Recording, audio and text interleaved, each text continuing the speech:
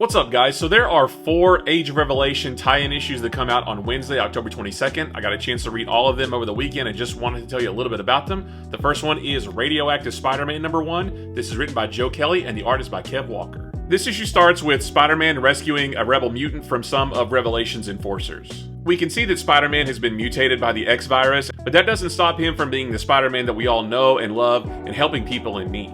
After this confrontation, we learn more about Spider-Man's mutation and his current status quo in the Age of Revelation, including receiving regular treatment for his mutation by Cecilia Reyes, with whom he's also in a romantic relationship. A little later in the book, Spider-Man gets an alert that a laboratory that is holding something very special to him has been broken into, so he races off to deal with that, and I'll stop there so that I don't spoil anything else. I really liked this issue. I'll go ahead and tell you that it doesn't add anything to the overall Age of Revelation storyline. This seems squarely focused on Spider-Man, but as a lifelong Spider-Man fan, I'm always interested to see what he's doing during these big events, and I'm looking forward to reading more. Next up is X-Men Book of Revelation #1. This is written by Jed MacKay, and the art is by Netho Diaz. This issue introduces us to a young girl named Elbecca, who is the newest of Revelation's choristers. She's very nervous about her new position, and it doesn't help matters that Fabian Cortez is a total jerk to her and tries to scare her with stories about the ghost of Philadelphia, which may be more than just a story. Part of this issue deals with Revelation meeting with an ambassador from Morocco. I won't tell you who it is, but they deliver a message to Revelation that Apocalypse is not happy with how he has used his inheritance. Revelation isn't happy with this message and has a message of his own for Apocalypse, and that could lead to something pretty serious later in this story.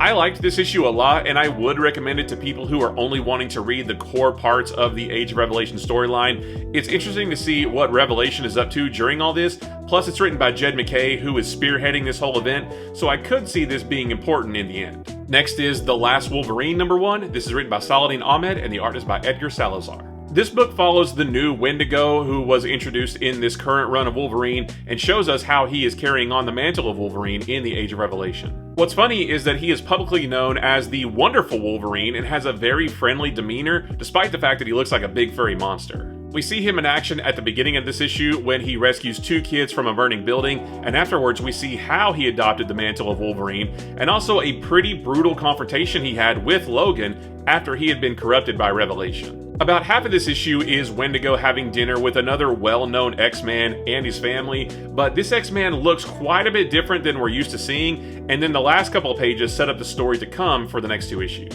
This was a decent issue, but it didn't give us any new information about Logan, which is what I was hoping it would do, though we could still get that in the next 2 issues. It also doesn't inject anything into the main Age of Revelation storyline, so if you're only looking to read the core books, then you should be fine without this one. And last is Omega Kids #1. This is written by Tony Fleeks, and the art is by Andre Genelet. This series is about Quentin Quire and his team of children who are very powerful psychics. They all work for Revelation, rooting out anyone who may be plotting against them, and Quentin acts as their teacher, teaching them how to hone their powers to the fullest. We do see this in action as they discover and stop a plot against Revelation, though there's a bit of a twist to it that's really cool. A lot of this issue is Quentin teaching the children, which serves as our introduction to them.